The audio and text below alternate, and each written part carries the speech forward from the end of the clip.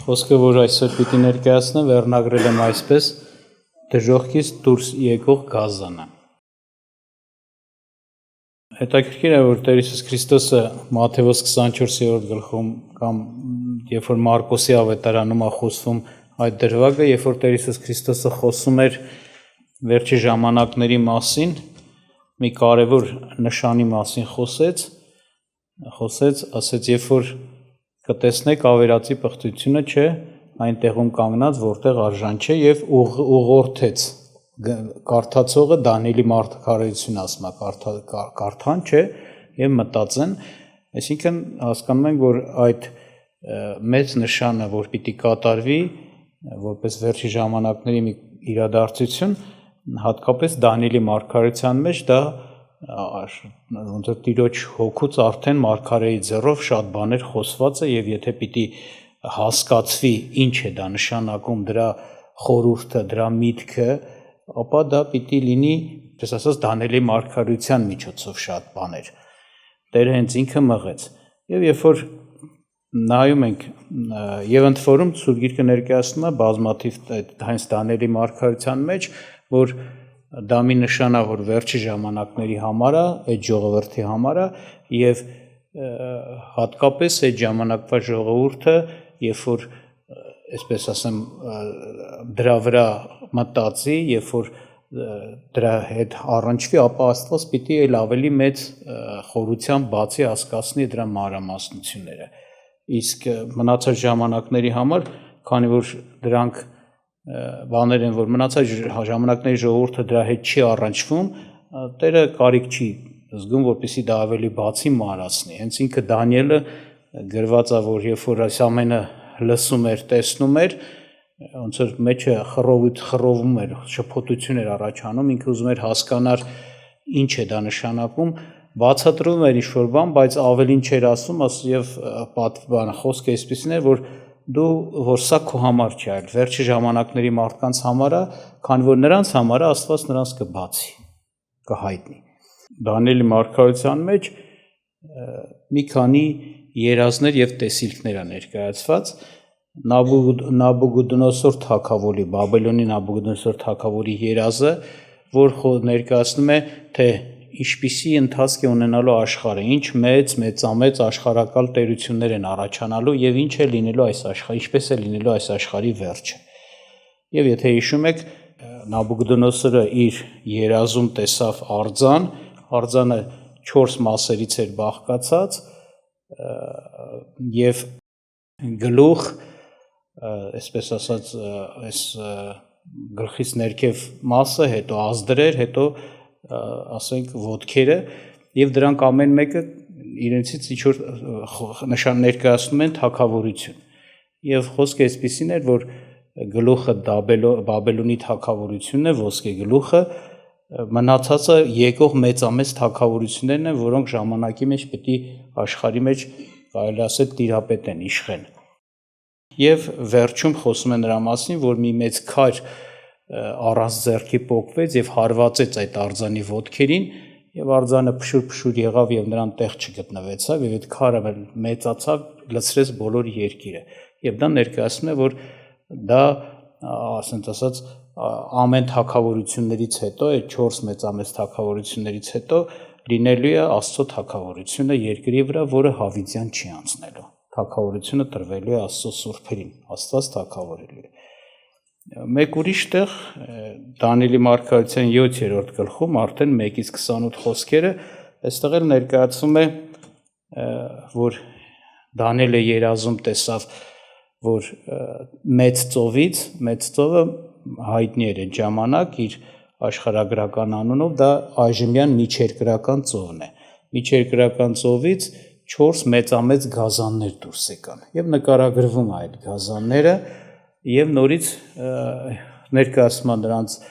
ուժը, զորությունը, ասենց արտաքին իրանց գազանային կերպարանքը ամեն մեկը այռուծի նման էր, մեկը արջի նման էր, մեկը ինձի նման էր, մեկն էլ մի գազան էր, որ ուներ 7 գլուխ եւ այդ 7 գլուխների վրա կային 10 եղջյուրներ եւ 10 թագեր, այդպես է ասում։ Եվ խոսում է, ներկայացնում է, թե ամեն մեկը ինչպիսի զորության զորությամբ դրանք գազաններ էին, բայց այդ գազանների մեկնաբանությունը տրվում է, որ դրանք թագավորություններ են, որ ժամանակի մեջ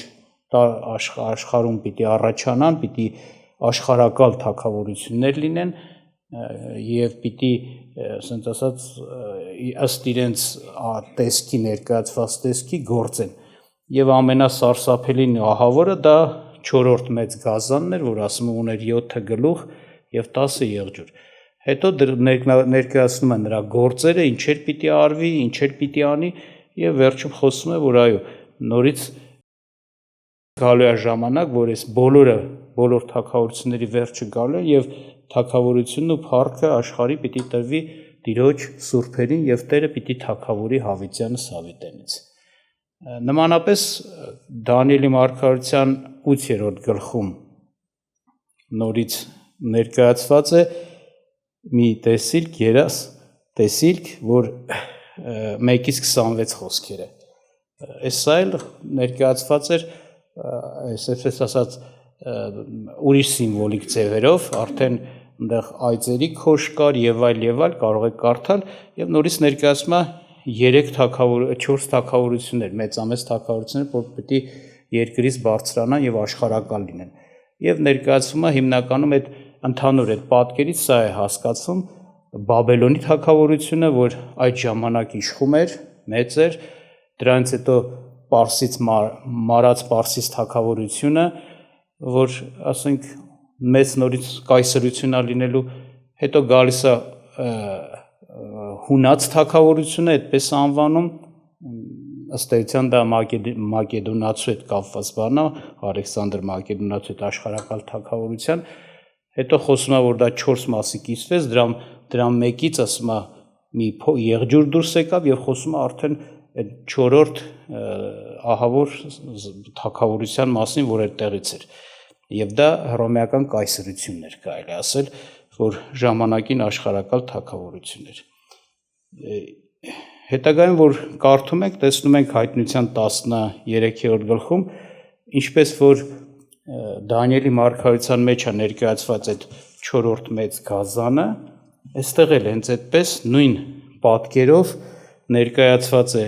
գազանը, բայց դրանից առաջ Հայտնության 12-ում ներկայացված է նաև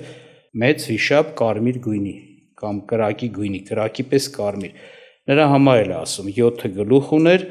եւ 10 եղջյուր, 12-ում է դա ասում, եւ նրա գլուխների վրա 7 թակ։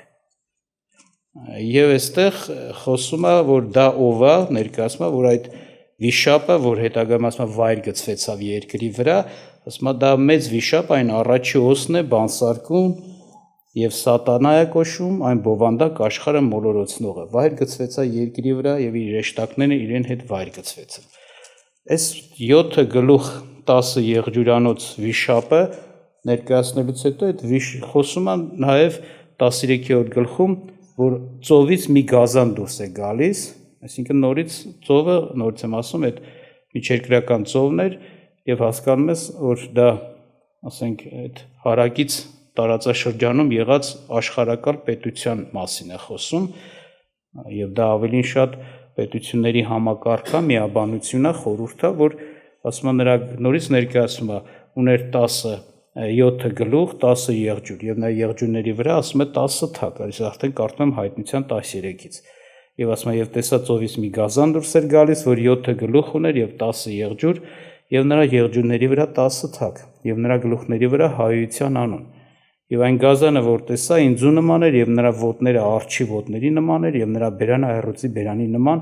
եւ վիշապը տվավ նրան իր զորությունը եւ իր աթոռը եւ մեծ իշխանությունը։ Եվ տեսա նրա գլուխներից մեկը մեռնելու չափ խոցված եւ նրա մահի վերքը ողջացավ եւ բոլոր երկիրը զարմացավ այն գազանի ետևից եւ երկրպագեցին այն վիշապին, որ իշխանություն տվավ այն գազանին եւ երկրպագեցին գազանին ասելով. ով է այս գազանի նման կամ ով կարող է դրա հետ պատերազմել։ Եվ նրան տրվեցավ մի բերան մեծ բաներ եւ հայյանք խոսող եւ իշխանություն տրվեցավ նրան 42 ամիս իր ուզածը անելու։ Եվ նա իր բերանը բացավ Աստծո դեմ հայյանքով եւ որ հայի է նրա անունին եւ նրա խորանին եւ երկնքում բնակվողներին։ Եվ նրան իշխանություն տրվեցավ, որ սուրբերի հետ պատերազմ անե եւ նրանց հաղթե։ Եվ իշխանություն տրվեցավ նրան ամեն ցեղի եւ լեզվի եւ ազգի վրա։ եւ կերկրպակեն նրան երկրի բոլոր բնակվողները, որոնց անունները գրված չեն գառի կյանքի գրքի մեջ, որ աշխարհի սկզբից հետո մորթված է։ Եթե մեկը ականջ ունի, թող լսե, եթե մեկը գերության քաշի, գերության պիտի քաշվի, եթե մեկը սրով սպանե, սրով պիտի սպանվի, այստեղ է սուրբերի համբերությունն ու հավատքը։ Եվ ես տեսա մեկ ուրիշ գազան, որ դուրս էր գալիս երկրիցը եւ երկու եղջյուր ուներ գառի նման, բայց խոսում էր վիշապի նման։ Եվ այն առաջին գազանի բոլոր իշխանությունը բազմեցնում է նրա առաջին եւ այնպես էր անում, որ երկիրը եւ նրա վրա բնակվողները երկրպագեն այն առաջի գազանին, որի մահի վերքը ողջացել էր։ Եվ մեծ նշաններ էր անում, որ երկնքից կրակել էր վայր բերել տալիս երկրի վրա մարդկանց առաջին։ Եվ մոլորեցնում էր երկրի վրա բնակվողներին այն նշաններով, որ տրված էին նրա ձեռքը, որ գործե գազանի առաջին, ասելով երկրի բնակողներին, որ պատկերը շինեն այն գազանին, որ սուրի վերք ուներ եւ ապրեց։ Եվ տրվեցավ նրան, որ հոգի տա գազանի պատկերին, որ պատկերը խոսի էլ եւ անի էլ, որ նրանք որ չերկրպակեն գազանի պատկերին սպանվեն, եւ ստիպում էր ամենին, փոքրերին եւ մեծամեծերին, հարուստներին եւ աղքատներին, ազատներին եւ ծառաներին, որ նրանց դրոշ տա, նրանց աջ ձեռքումը կամ նրանց ճակատումը, եւ որ ոչ ոք չկարողանա գնել կամ ծախել, բացի նրանից, որ գազանի դրոշմը կամ նրա անունը կամ նրա անունի համարը։ Այստեղ է իմաստությունը, ով որ միտք ունի, թող գազանի թիվը համրե, որ մարդի թիվը եւ նրա թիվը 666 է։ Ես ամբողջ 13-րդ գլուխը կարդացի, որ ներկայացրեց, որ մեզ փաստացի խոսում է նրա մասին, որ նմանատիպ պատկերով այդ գազանը, որ վիշապի պատկերով կարելի ասել, այսինքն նրանք մեկ են նման պատկերով, նկարագրով մեկացած էին, եւ այստեղ ներկայացվում է, որ մեծ իշխանություն տրվեց նրան, վիշապը իր ամբողջ զորությունը, ասում է աթոռը իշխանությունը, իր բոլոր միջոցները, կարողությունը տվեց նրան, որ նրա ծրագրով գործի, այսինքն ծրագիրը սա էր, ինչպես սկզբից դա կար, սատանան ի սկզբանե որ ապստամբել էր, այդ ապստամբության ծրագիրը գիտեք որն է, Սուրբ Գիրքը ներկայացնում է, որ նա կամենում էր, որպեսզի Աստծուց բարձր լինի, կանում էր, որպեսզի Աստծո պատվի արժանանա, երկրպագվի, որը ստություն է, որտեղ նա արդեն ստեղծված լինելով դրան արժան չի, եւ նա ապստամբել էր Աստծո դեմ եւ իր ծրագիրը սա էր, որպեսզի երկրպագության հասնի, ինքը Աստծո տեղը նստի, կարելի ասել։ Եվ հենց այս ծրագրով էլ ասենք իր ամբողջ իշխանությունը, զորությունը, մարդկանց, ով իրեն լսում էր, ում վրա ինքը իշխանություն ուներ, ով իրեն հնազանդվում էր, ով իր ձեռքի մեջ էր, կարելի ասել, եւ իր մնացած բոլոր միայն դա չէ, նաեւ կարողությունները տվեց, ասում է, այս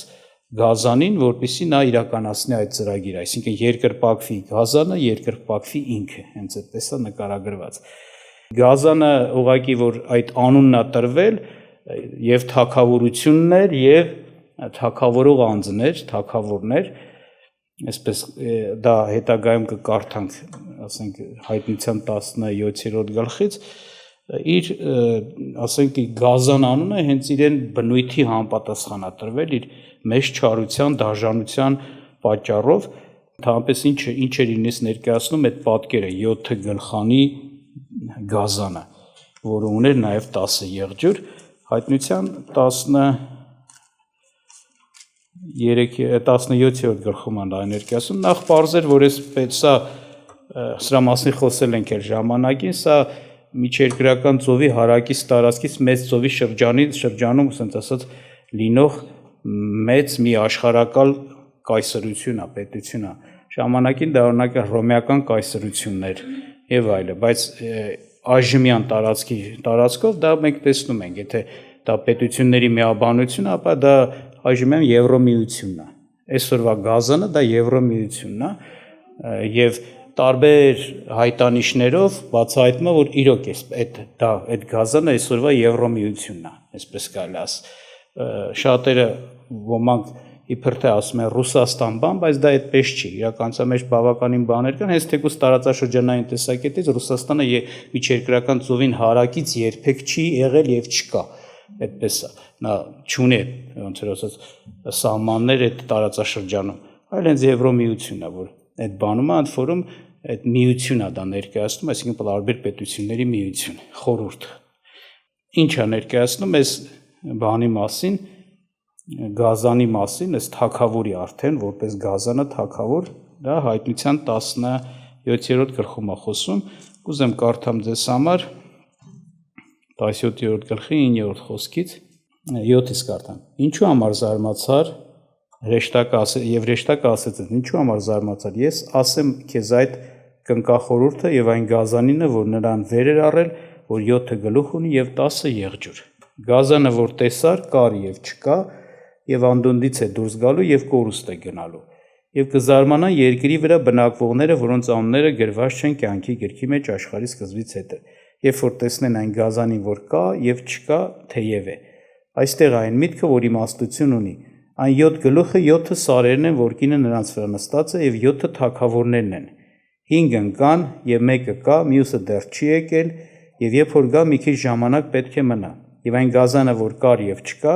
նաեւ 8-րդն է, այն 7-ից է եւ կորուստ է գնում։ Եվ այն 10 եղջյուրները, որ տեսան, 10 թագավորներն են, որոնք դեռ թագավորություն չեն առել, այդ թագավորի պես իշխանություն են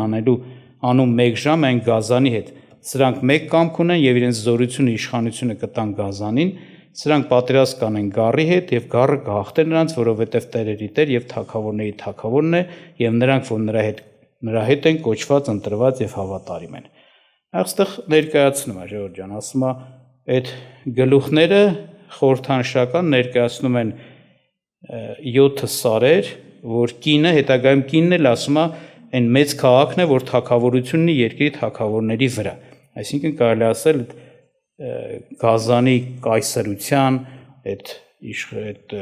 բանի, ասենք, պետությունների միաբանության կենտրոնը, գլխավոր քաղաքը, մայրաքաղաքը կարելի ասել, եւ ներկայացնում է, որ դա 7 սարերի բլուրների վրա հաստատված քաղաք է, բայց անցնենք դրանից, իսկ գազանը ասում է 7 գլուխները, դրանք նաև 7 թագավորներ են։ 7 թագավորներ, 7 սարեր եւ 7 թագավորներ։ Եվ ասում է, դրանցից արդեն 5-ը եկել անցել են, 5-ը ընկան, այսինքն ժամանակի մեջ դրանք թագավորել են եւ գնացել են, մեռը գնացել են։ Բնականաբար պարզավոր նրանք սատանային նվիրված հատուկ, ասենց ասած, թագավորներ էին, նրա կամքն ու ծրագրով թագավորող գործող, եւ ասում է, բայց մեկը կա, այսինքն հենց հիմա այդ պահին, այսինքն դա խոսքը առաջի դարի մասին է, որ հայտնությունը եղել է Հովհաննեսին, ասում է, հիմա մեկը կա։ Այդ պահին երկրի վրա աշխարհակալ տերությունը դա հռոմեական կայսրությունն էր։ Այսինքն ստեղից էլ է երևում, էլի, որ ոնց որ ասած այդ հռոմեական կայսրության տարածաշրջանի դրա հիմքի վրա ստեղծված պետությունն է, որ նույնպես այդ հռոմեական կայսրության մեջ մտնում են հիմնականում ավելի եվրոպական երկրներ եւ այդ միջերկրական տարածաշրջանի վրա ինքը տիրում էր։ Ասենք, եթե հիշում եք, ինքը բանն էլ Պիղատոսը Հռոմի կուսակալն էր, չէ՞, երբ որ Հիսուսի գործունեության ժամանակում, այսինքն Հռոմը տիրում էր նաև այդ տարածաշրջանի վրա, գրաված տիրապետում էր, կայսրությունն էր հռոմեական։ Այսինքն էլի է ստեղծել էր, որ դա նախկին հռոմեական կայսրության, ոնց որ ասած, հիմքի վրա եղած այդ այժմյան պետությունը։ Ասում եմ, մեկը կա, հիմա, հենց հիմա կա, բնական է, չէր այդտեղ ներկայացվի մի փոքր թույլ պետության թագավորության։ Չէ, այստեղ խոսում է հզոր, աշխարհակալ, մեծ, իսկ այդ պահին երկրի վրա թեկուզ շատ թագավորություններ կային, բայց մեծը աշխարհակալը դա Հռոմն էր, Հռոմի կայսրությունը, Հռոմի իր կայսրով։ Եվ այստեղ խոսում է, որ այո, կայսրերից մեկը հենց այդ 6-րդ գլուխն է, այսինքն սատանային նվիրված, սատանայի ծրագրով գործող, ասենք, թագավոր, եւ ասում է մեկը կա։ Մյուսի համար ուրեմն 5 ընկելը, մեկը կա 6, 7-րդի համար ասում է մյուսը դեռ չի եկել։ Եվ երբ որ գա մի քիչ ժամանակ պետք է մնա։ Մի փոքր ժամանակ հետո պիտի մնա, այսինքն նրա թագավորության ժամանակաշրջանը կարճ է լինելու, բայց ասենց ասած նույն թագավորությունից է դուրս գալու։ Հետո ասում է եւ այն գազանը, որ կար եւ չկա, նա էլ 8-րդն է եւ այն 7-ից է եւ կորուստ է գնում։ Շահություն դարձեցիք, այդ փաստացի 7-ի մասին խոսեց նաև 8-րդ թագավորի մասին, չնայած 7 գլուխ էր, բայց ընդհանուր ամբողջ գազանը, ոնց որ ասած, նույնպես մի հատ թագավոր ներկայացվեց։ Եվ ասում է, այս եւ այն գազանը, որ կար եւ չկա, նա էլ 8-րդն է եւ այն 7-իսն է, այսինքն այդ 7 թագավորներից մեկն է։ Ընդ որում ստեղ հասկացվում է, որ այն 5-ից մեկն է, որ ասում է այն 5-ը ընկան, չէ՞, ինչու է այդպես երեսում, որտեվ հենց այդ պահին ասում է, այսպես է ներկայացնում, որ ասում է գազանը տեսար, որ տեսար կա եւ չկա, կար եւ չկա, թեև է մեկ ուրիշ գազանը որ կար եւ չկա, այսինքն այդ պահին, որ 5-ը գնացել էին, մեռել էին, արդեն գնացել էին, դրանցից որևէ մեկն է, որտեղ ասում է կար, եղել է, հիմա այս պահին ինչ չկա, այդ պահին չկային այդ 5-ը։ 6-րդը թագավորում էր, 7-րդն էլ դեռ ինչ չէր եկել, ուրեմն այդ 5-ից մեկն է եղել։ Ընդ որում այնտեղ խոսում է Բաբելոնի խորհուրդ, Բաբելոնի թագավոր, հեսա մենք կարդանք, շատ ասենք ոնց որ ասած ինչ որտեղ հուշող բաներ են սրանք, բայց ամենայն դեպս էսա, որ այդ 5-ից մեկն էր, որ կար եւ չկա, բայց հետաքրքիր է ստեղ ասում, կար եւ չկա եւ ասում է թեև է, այսինքն գիտեք բանը արեմտահայերենում կարդացի ես, թեև է, այսինքն այս դա նշանակում է թեկուզ հիմա չկա, բայց իրականության մեջ կա, թեև է, թեև կա, այսենց է իր արեմտահայերենի մեջ ասում, այսինքն թեև կան որտեղ կա, դժոխքում կա, եկել է, թագավորել է, մեռ է գնացել է, կար, չկա հիմա, այս պահին չկա, թեև է, այսինքն թեև կա, այսինքն նա հիմա դժոխքում է։ Ինչ է լինելու իր հետ, Սուրբ Գիրքը ներկայացում է, ոնց է այս 8-րդ թագավորը, ասենց ասած, որտեղից է լինելու, ինչպես է թագավորելու, ներկայացնում է, որ այս 8-րդ թագավորը պիտի դժոխքից դուրս գա, ասում է անդունդից է, չէ, դուրս գալու, այդպես է ասում, անդունդից է դուրս գալու եւ կորուստ է գնալու եւ կզարմանա երկրի վրա բնակվողները, որոնց անունները գրված են կյանքի գրքի մեջ, կյանքի գրքի մեջ։ Կզարմանա, որ գազանը կար եւ չկա եւ թեև է։ Ուրեմն այսպիսի զարմանալի, ասենց ասած, բան է լինելու։ Նա, ինչպես Սուրբ Գիրքն ասում, դժոխքից է դուրս գալու, անդունդը դժոխքն է։ Սրա մասին շատ է խոսել բացատրության։ Մենք գիտենք, տանջանքի վայրը երկուսն են։ Մեկը ժամանակավոր է, մեկը հավիտենական։ Դժոխքը հավիտենական չի։ Սուրբ Գիրքը դատաստանի օրվա հետ կապված ասում է դժոխքը իր մեռելները տվեց։ Այնտեղ չմնացին։ Ճիշտ է, էլի տանջանքի վայր է, բայց գալիս է ժամանակ, որ ավելի սարսափելի ու ծանր տեղ եւ հավիտենական տանջանքի վայր կա, որը կորուսն է, այսինքն կրակով եւ ծծմբով վառված լիճ է։ Եվ խոսում է նրա մասին, որ այս 8-րդը, որ ամբողջ գազանն է մարմնավորում, իր ամեն ինչով, արդեն առանցին, ոնց որ ասած, գլուխ չի, այն գլուխներից մեկը եւ կարծես թե ամբողջ գազան։ Ինչ է ներկայացնում, սա պիտի դժոխքից դուրս գա եւ ինչ անի, հետո կորուստ գնա։ Ներկայացում է։ Ասում է հենց սրա վրա պիտի զարմանան բոլոր նրանք, ում անունները գրված են գառի կյանքի գրքի, ում անունները գրված չեն գառի կյանքի գրքի մեջ։ Այսինքն հասկանում ես, որ ովքեր որ Քրիստոսինն են, գառի կյանքի գրքի մեջ իրանց անունները գրված են, իրանք չեն զարմանալու։ Իրանց չզարմանալու պատճառը սա է, որովհետև Սուրբ Գիրքը լուսաբանելու է, բացահայտելու է նրանց, որ իրանք հասկանան, իմանան, ասենք, եւ չզարմանան, որ այո, այսպիսի իրադարձություն է կատարվելու։ Աշխարհի համար դա շատ զարմանալի է լինելու։ Քրիստոնյաների համար, այսինքն այն էլ Տիրոջ հետ հաղորդ քրիստոնյաների համար, նրանց համար ոնց որ հասկանալի, որովհետև Սուրբ Գիրքը բացատրել է, այսպես է։ Եվ ինչ է այստեղ ներկայացնում այդ ասենք ասած զարմանքը զարմանալու հետ կապված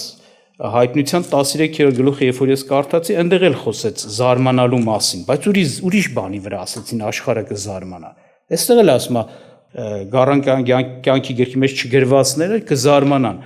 Հայտնության 13-ում ասում է, մի հատ էլ հիշեցնեմ ձեզ, ասում է եւ տեսա նրա գլուխներից մեկը մեռնելու չափ խոցված եւ նրա մահի վերքը ողջացավ եւ բոլոր երկիրը զարմացավ այն գազանի ետերից։ Այստեղ ասում են զարմանքը սրա հետ էր կապված, որ բոլոր երկիրը զարմացավ, որ նա մի վերք ուներ, մահի վերք ուներ, ընդ որում գլուխներից մեկը մահի վերք ուներ եւ այդ վերքը ինչելով ողջացավ։ Եվ ասենք օրինակի համար ձեզ մոտ հարց կարա, չէ, մարդու մոտ առաջանա, լավ, հիմա վերք է ստացել, թեկուզ մերձիմահ է դա եղել, այսինքն մահվան մոտիկ է դա հասել, որ կարող է մեռնի, բայց դա ինչ զարմանալու բան է, որ ողջացավ, այնքան մարդիկ են, որ շատ ասենց ասած վերքեր են ստանում կամ հիվանդություններ են ձեռք բերում ու գալիս է պահը հասնում է, որ կարող անգամ մեռնեն, բայց չեն մեռնում ու շատերը գուցե զարմանում են, բայց ամեն դեպքում դա այն չէ, որ աշխարհը պիտի դրա վրա եսի ինչ ալ այդ կարգի զարմանա, որովհետև բացառիկ դեպք չի, հասկանում եք, այստեղ նենց հասկացնում, որ սա մի բացառիկ դեպք է, որի վրա շատերը զարմացան, աշխարհը զարմացավ։ Այդպիսի այդ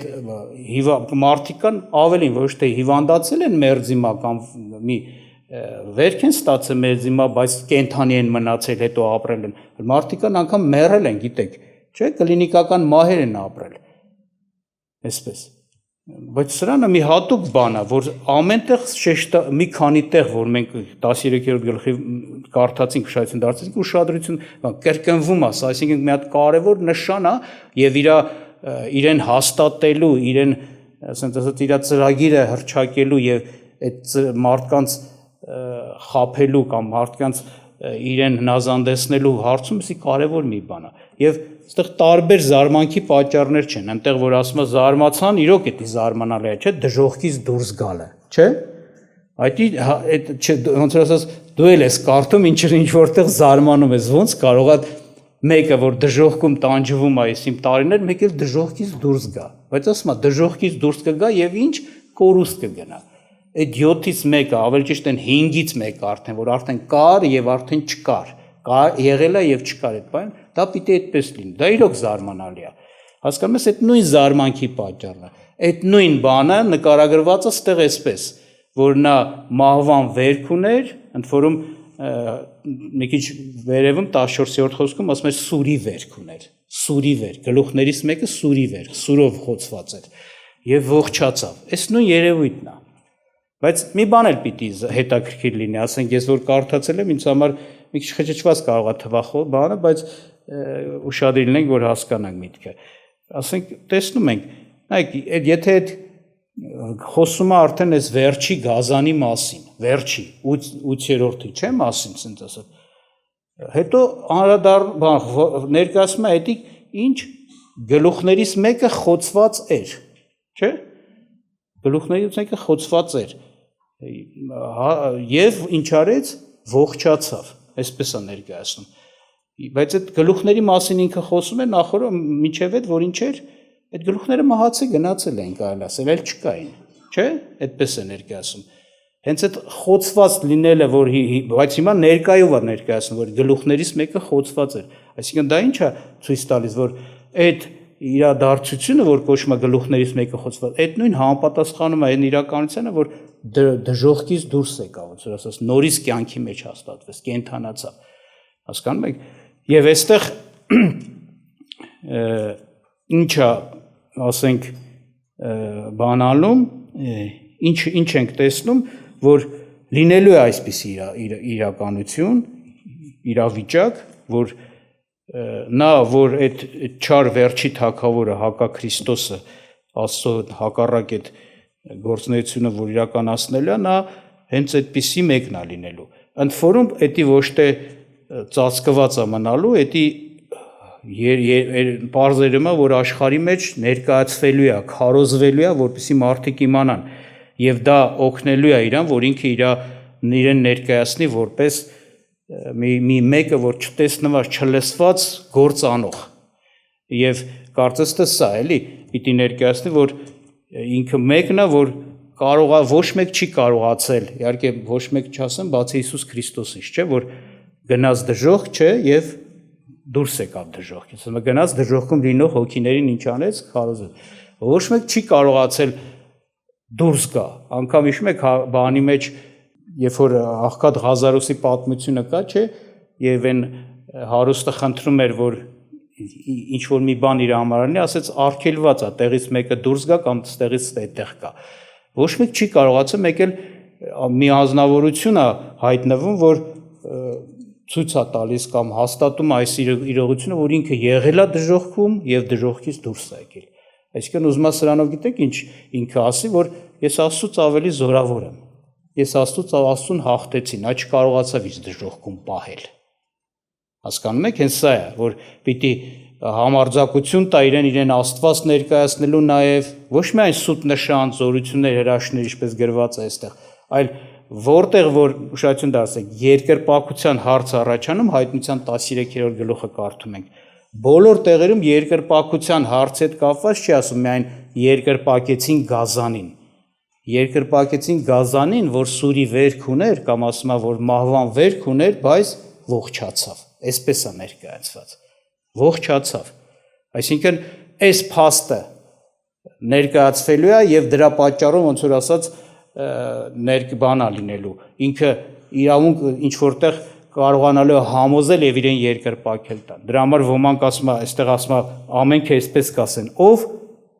ով է այս Գազանի նման, կամ ով կարող է դրա դեմ պատերազմել։ Այսինքն որ մեկն է, որ գնացել է դժոխք, կարողացել է այդ դժոխքի ոնց որ ասած բաները, արգելքները հաղթարել եւ դուրս գալ նորից կյանքի մեջ, նորից աշխարհ։ Ոչ մեկ միայն սա է, եւ գուցե սա է պատճառ պիտի դառնա, որ այսպիսի բառեր պիտի ասեն, ով կա նրա նման։ Եվ այստեղ հենց առաջի պահը, որ ներկայացվեց նրա երկրպագելու հետ կապված հարցը, տեսնում ենք, ես շեշտադրվում է հենց այդ փաստը, եւ տեսա նրա գլուխներից մեկը մեռնելու չափ խոցված, եւ նրա մայի վերքը ողջացավ, եւ բոլոր երկիրը զարմացավ այն Գազանի հետևից, եւ երկրպագեցին այն վիշապին, որ իշխանություն տրվեց Գազանին, եւ երկրպագեցին այն Գազանին, եւ ասելով ով կա նրա նման։ Այսինքն այս փաստը պատճառ էր, որպեսզի նա ներկայանա որպես հաղթող, դժոխքն էլ իրան չկարծավ պահել, Աստված էլ իրան չկարողացավ պահել, ինքը հաղթեց Աստծուն, եւ ինքը կարողացավ Աստծո դրած այդ բաները քանդելու, կարծես թե իրեն նորից հաստատել կյանքի մեջ, այսպես։ Եվ շարունակության մեջ նորից տեսեք, երկրպագության հարցը խոսում է նաև 13-12-ում ես կարդացի։ Եվ այն առաջի Գազանի բոլոր իշխանությունը բանեցնում էր նրա առաջին, եւ այնպես էր անում, որ երկիրը եւ նրա վրա բնակվողները երկրպագեն այն առաջի Գազանին, որ մահի վերքը ողջացել էր։ Թող ասեր երկրպագեն առաջի Գազանին, բայց շատություն դասեք անպայման հետը այս բանը ասում է, որի մահի վերքը ինչ էր արել, ողջացել է։ Այսինքն սա իր համար մեծ բան էր, մի հատ առիթ էր տվել, որպեսզի այո, երկրպագության պահանջ դնել։ Եվ գուցե նաև սրանով զորացնում էր, ոչ թե գուցե հաստատ զորացնում է իրեն հնազանդվողներին, իր կողմնակիցներին, որ ես գիտեմ, ես կարողացել եմ դժոխքին հաղթել, հասկանում եք, Հիսուսի փրկչի դերը իրան վերագրելու։ Հիսուսն է, չէ, որ մեզ ինչ է անում, մեզ այս հույսն է տան, որ ես հաղթել եմ մահվանը, չէ, եւ մահվան ու դժոխքի բանալիները ինչ իմ ձեռքին է։ Այսինքն սա ինչ հույս է մեզ տալիս, որ եթե իր ձեռքին է, նա է բացողն ու փակողը, այսինքն նա կարող է մեզ համար փակել, արգելել եւ մենք դժոխք չգնանք վերջ։ Այո, այդպես էլ եղել է, խաչի գործ այդ իրավունքն ու իշխանությունը տալիս է։ Բայց սա հիմա պիտի ներկայանա, ես գիտեմ, ես ինքս ոնց որ ասած իմ բանով անձնական օրինակով ապացուցել եմ, նորից ոնց որ Հիսուսին նման Տերը մեռավ, չէ, հարություն առավ, մահվանը հաղթեց ու ինքը իր բանը էս հռչակում, չէ, որ ինձ հավատացողը թեև մեռնի, հենց իմ նման իշկանի ապրի։ Այսինքն իր օրինակով, իր հաղթությունով մեզ հավատք է տալիս, վստահություն, որ մենք էլ այո, իրան հավատալով կազատվենք մահից, ինչպես որ ինքը ազատվեց մահից, այսինքն հաղթեց եւ դուրս եկավ։ Հիմա այս Գազանն էլ, այս թագավորն էլ ները, այս ասել, ես ինքս մեռա, բայց հարություն եմ առել կարծես, ասենց դուրս եմ եկել գերեզմանից, հաղթել եմ դժոխքին, ինձ հետևողներն էլ պիտի հաղթեն, ես կարող եմ, գիտեմ ինչպես նրանց հաղթություն տամ։ Սա է շատերին զորություն է տալու, համարձակ նրան հետևեն, նրան ծառայեն, որ նա եթե հաղթել է, մեզ էլ կարա դժոխքից ազատի, եթե իրան ազատել է, մեզ էլ կարա ազատի։ Եվ սրա համար խոսում է, որ այո, երբ որ խոսում է երկրպագության մասին, անմիջապես ասում է, ումը երկրպագեցին, առաջի Գազանին, որ ինչ, որ մահի վերքը ողջացել էր։ Իսի մեծ նշան էր համարվում եւ հիմք, որ երկրպագություն կատարվի նրան։ Եվ նույն 14-ում նույնպես եւ մոլորեցնում էր երկիր վրա բնակվողներին այն նշաններով, որ տրված է նրա ձեռքին, որ գործե գազանի առաջին, ասելով երկրի բնակիչներին, որ պատկերը շինեն այն գազանին, որ սուրի վերք ուներ եւ ապրեց, եւ ասում է, որ երկրպագեն այդ պատկերին։ Այստեղ էլ ասում է, պատկերը շինեն որ գազանին, այն գազանին, որ սուրի վերք ուներ եւ ապրեց։ Այդ պատկերին երկրպագեն։ Նորից եւ հենց որ երկրպագության պահանջ կա, այստեղ մեջ բերումը կա, որովհետեւ նա սուրի վերք ուներ ինչ եւ ապրեց։ Կարծես թե նա մեկն էր, որ հաղթել է Աստծուն։ Այսինքն հաղթել է, Աստված պահում է այնտեղ ոնց որ դժողքում որ մնան եւ տանջվեն, բայց չկարողացավ այս մեկին պահել, այսպես պիտի ներկայացվի, քարոզվի, ասվի։ Վերջի Եվրատեսիլը որ եղավ, դրա հաղթողը եւ հաղթականը այդ դեմի երգ են, չէ, երգում բոլոր։ Այդ երգը հենց այդ թեմայով էր, չէ, կոդ, չէ։ Այդ եւ ներկայացնում է, որ կարծես թե հենց այս թեման է ներկայացվում, ոչ թե կարծես այս թեման, որ ես դժողքից դուրս եկա, ես հաղթեցի դժողքին, ես կոդը գիտեմ, կոդը կոտրել եմ, ասենց ասած դժողքը պահող այդ կոդը եւ դուրս եմ եկել։ Այսպես։ Այսինքն չի ծածկվում չարի կողմից էլ հենց այս թեման։ Եվ պիտի չծածկվեր, որտեվ նորից եմ ասում, երկրպագեցին նրան,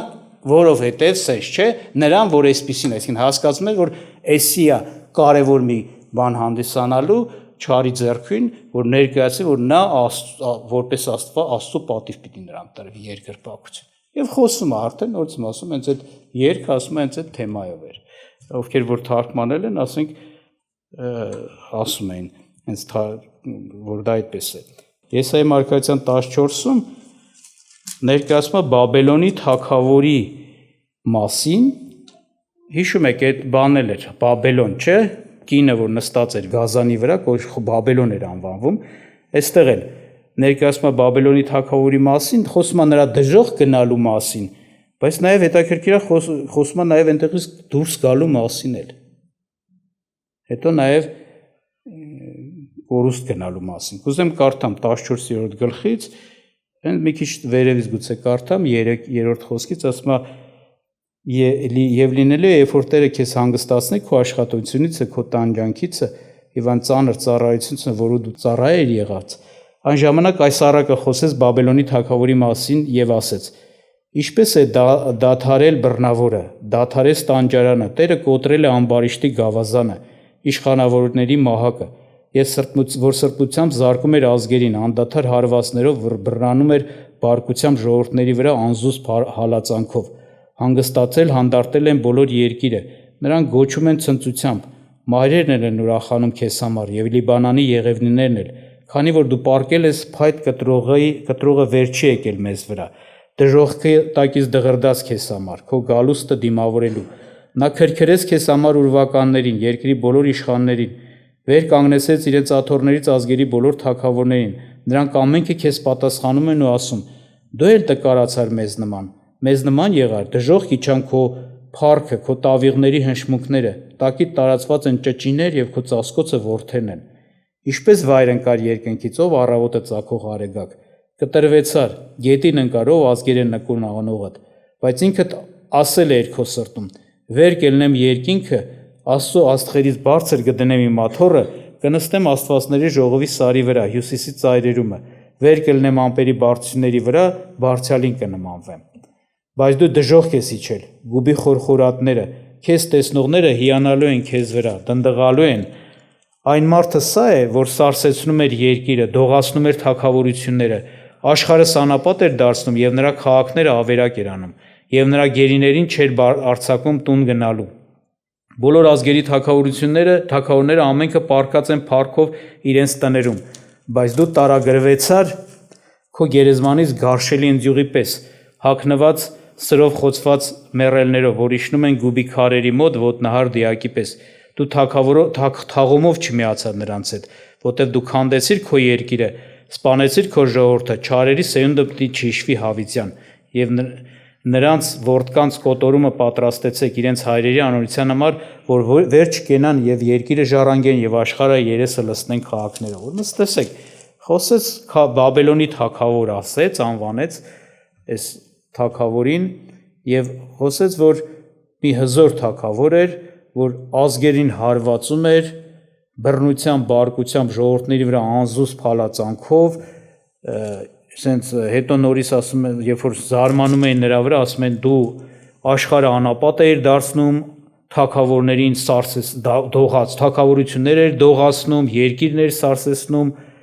նրա բաները, քաղաքները ավերակ էր անում, այսինքն մեծ, հզոր, աշխարհակալ թագավոր, որ իշխում էր եւ ասենց կարծես թե ինչ ուզում անում էր, ինչի որ ծրագիր նպատակ էր դնում, հասնում էր երկրի վրա։ Եվ ասում է խոսում է նրա դժոխք իջնելու մասին, ասում է դու էլ, ասում է թագավորները զարմացան, ասին դու էլ մեր նման տկարացար, դու էլ իջար դժոխք, ոնց որ բայց ինչ ծրագիր էր դրել, ասում է ծրագիրը տեսեր, որ բան արեցիր, հետ ասենք բարձրանամ, չէ, ասում է վեր ելեմ ամպերի բարձրություններում բարձյալին նմանվեմ, դու ուզում ես Աստծուն նմանվեր, այսինքն այդ Աստծո թագավորության գահին նստեր, Աստծո տեղը նստեր, Աստծո պատվի արժանանար, բայց հիմա ուր էսի չել ասում, չէ, դժոխք է իջել հուբի խորխորատները։ Եվ ասում են դու այս այն մարդն է, որ այդքան հզոր էր եւ տեսեք ուր է հասել, այսպես ասում։ Հետո հետաքրքիր է, որ այդտեղ այսպիսի բան ասում է խոսում է նրա դժոխք իջնելու մասին, բայց հետո էլի բան ասում է բոլոր թագավորները ամենքը պարկած են փառքով իրենց տներում է 18-րդ խոսքը, բայց դու տարագրվեցար քո գերեզմանից գարշելի ընձյուղի պես։ Այք իհարկե որ ասում է բոլոր թագավորները, ազգերի թագավորները ամենքին պարկած են փառքով իրենց տներում է, այդ տներումը ճիշտ ասած ինձ մոտ մի քիչ կասկածելի թվեց, որովհետև այստեղ այնց բանը խոսքը նենց է երևում, որ ոնց որ իրենց գերեզմանում են, էլի։ Ոչ թե տներում, ես ռուսերենը կարդացի, ռուսերենը տուն չէր ասում, ոնց որ դամբարան, ուսիպալնիցա, հա, տենց, հա, դամբարան, չէ կարծում, տենց, այսինքն իա գերեզման, դամբարան, այդպես կարելի ասել, այդպես, ոչ թե տենց տներում պարկած են, այսինքն սա բայց դու ասում ես տարագրվեցար, իրանք իրենց գերեզմաններում պարկած են, բայց դու տարագրվեցար, այսինքն բանում արեմտահայերենում ասում է դուրս շպրտվեցար, տենց ասում, դուրս անվեցար գերեզմանից, այսինքն ոնց որ հայտնության 17-րդ գլուխն է ասում, չէ, անդունդից ինչ դուրս եկա, ստեղ ասում, գերեզմանից տարագրվեցար, նրանք բոլոր թագավորները մեռել են, գնացել են, տենց էլ իրանց գերեզման ունեն, տեղ ունեն, ոնց որ ասած, բայց դու տարագրվեցար, կամ ասում է արեմտահայերենը դուրս շպրտվեցար գերեզմանից, ընդ որում ասում է ոնց, ասում է թե ինչպես էդի կատարել, ասում է գարշելի ընձյուղի պես, գարշելի ընձյուղ, հա դրան, այսինքն նմանացնում է այդ գերեզմանից դուրս շպրտվելը կամ գերեզմանից հալնելը, գարշելի ընդ որում այդ հասկանում ես գերեզմանից չի միայն, այլ դժոխքից, որտեղ ասում է դժոխք իջար, չէ, դժոխքից դուրս եկան, գարշելի ընձյուղի պես, երեք ինչ է նշանակում ընձյուղ, ընձյուղ այսինքն այդ մատաղատունք, այդ շիվ, շիվը ոնց ալնում, մի փոքր բողբոջ ալնում, հետո սկսում է, չէ, աշխատել, մեծանալ, շիվ դառնալ եւ այլն։ Հիշում եք Եսայա 53-րդ գլխում Հիսուսի մասին ոնց է ասում, որ նա մատաղատունքի պես, չէ, դուրս եկավ։ Այսինքն հասկանում ենք, որ ոչ թե նա հանկարծակի հայտնվեց մարդկությանը եւ ներկայացավ որպես Աստծուց փրկիչ, այլ նա սովորական երեխային ման ծնվեց, մեծացավ, դարձավ չափահաս եւ սկսեց գործել որպես փրկիչ։ Սրա համար էլ ասում է դու ասենց պետք է դուրս գաս բանից։ Այդ քո տարագրվես գերեզմանից գարշելի ընձյուղի պես։ Այսինքն պիտի ծնվի, աշխարհ գա, հիշեք, շատ բաների մեջ ոնց որ ասած այդ փափագը սատանան որ ունի, որ Աստծուն նմանվի, Աստծո պատվին արժանանա, ինքը նմանակում է ինչ-որտեղ, նաև ամենայն դեպս էս կարծես թե Հիսուսի նման մի բան է կատարվում։ Ծնվեց նա, բայց սա որտեղից, եթե Հիսուսը որտեղից եկավ, երկնքից եկավ, այսի դժոխքից սրա հոգին եկավ։ Պարզա որ մարմին չկա այնտեղ, որտեղ մարմինը հողի է դառել, դժոխքից եկավ։ Եվ ասում է գարշելի ընձյուղի պես տարագրվեցիր, այսինքն ծնունդով դա եղավ։ Նա պիտի ոչ թե հանկարծակի ինչ որ մի չափահաս մարդ դուրս գա, չէ, վերջապես դուսել չի կարա ներ չի որ դժողքում այս մարմինն ու արյունը կա ինքը պետք է վերջապես դժողքից դուրս գա մարմին արյունը բանը մարմին հագնի չէ այդպես չի դժողքում մարմին չկա այսինքն ֆիզիկական այս մարմինը փտե գնացել է վերջացավ բայց ինքը սովորական ֆիզիկական մարդ պետք է աշխարհի մեջ երևա գործի ու այդ չարությունները անի գազանի բանի սատանայի համար կարևոր մարդ լինի եւ նրա ձեռքով սատանայի դա երկրպագության գործը կառուցի երկրի վրա եւ 42 ամիս պետք է տրվի իշխանություն շատ բաներ որ առաջ չէին կարողացել անել չարը չար իր ծառաներով պետք է այդ 42 ամսում արվի բայց ամբողջ հարցը սովորական մարդ մարմնով մարդ պետք է լինի բայց այդ մարմինը պետք է նա առներ հակներ նշի որ կարա դժողքից ուղակի դուրս գա ուրվական կլինի դեպքում շատ կներեք հոգի ասած ասած ոչ թե մարմինն էցո չէ ոնց որ Տերը ասեց մի վախեցեք տեսեք ես ինչա մարմին ունեմ եկեք ձեռ տվեք ես մարմին ունեմ բայց բանը հոգին ինչ մարմին չունի ինքը հոգի է որ տանջում է դժողքից որպեսի մարմին ստանա նա ծնվում է բայց այդ ծնունդը ներկայացում է գարշելի բանի նման այդ ընձյուղի նման ընձյուղ այսինքն նույն մատաղատունք շիվ բողբոջեց փոքր հետո աճեց ոնց որ երեխան ծնվում է մեծանում է եւ այլ Եվ մեկ էլ մի ձևով ասում, ճիշտ ասած, Աստված տա կարողանանք հասկանանք, մի բան ասում, ես ռուսերեն, հայերեն, արևմտահայերենը նայեցի, ինչ որ մի բան հասկացում, ասում, տեսեք ինչ ասեց։ Այտենց գարշելի ընձյուղի պես, որ իջնում է գուբի քարերի հագնված, սրով խոցված մեռելներով, որ իջնում է գուբի քարերի մոտ ոտնահար դիակի պես։ Մի քիչ որ ռուսերենի հետ կարդում ես, արևմտահայերենի հետ կարդում ես, ոնց որ սա է հասկացում ոնց որ ինչպես սրից խոցված մեռելից հանում են հագուստը հետո դիակը ոտնահար անելով գցում են բանը ոնց որ ասած գուբը փոսը գերեզմանի փոսը այտենց ասում է դա այդ նկարագիրն էլ է տալիս բայց շարունակության մեջ ինչ է ասում 20-ում դու թաղումով չմիացար նրանց հետ հետաքրքիր է խոսում է գերեզմանից տարագրվեցիր այդ ձևով Բայց հետո նրա մահվան մասն է խոսում, դու թաղումով չմիացար նրանց։ Տենց էլ կա իրոք։ Երբ որ խոսում է թե հայտնության գիրքը ներկայացում է ինչ եղավ այդ գազան կոչված թագավորի վախճանը, հիշում եք, չէ, որ նա բռնվեց, չէ, եւ կենթանի այն սուտ մարգարեն եւ գազանը կենթանի հենց այդպես գցվեցին ինչ կրակով ծծմբող վառվող լիճը։ Ոչ մեկ այնտեղ դեռ չկար։ Առաջի այնտեղի տանջվողները, դատապարտյալները գազաննա եւ սուտ մարգարեն։ Այստեղ ասում է դու նրանց նման չմիացար, գեբանով, թաղումով չմիացար նրանց։ Այսինքն իրոք թաղում չեղավ։ Նրանք թաղվեին գրկի, կենթանի գցվեցին կրակի լիճը։ Այսինքն ստեղ էլ է նորից Եսայի մարգարեության մեջ էլ է ներկայացում, որ իրոք այդպիսի բան լինելու է։ Եվ սա մեզ համար նաև նրա համար է կարևոր որ իմանանք, երբ որ այս բաները նորից եմ ասում, այս փաստը գործածվելու է չարի կողմից, հատուկ ձևով, որ ամբողջ աշխարհը իմանա, որտեղ ասում է աշխարհը, բոլոր աշխարհը, չէ, ումաններ իհարկե չեն գրված Գարիկյանքի գրքի մեջ, ինչ արեցին, զարմացան սրա վրա։ Դե պիտի իմանան, որ զարմանան։ Պիտի փաստվի, պիտի ապացուցվի, պիտի բան արվի, ներկայացվի զարմանան եւ սա նորից եմ ասում պատճառ է տալու որ աշխարհը նաեւ նրան Աստծո տեղ որպես պատիվ տա իջավ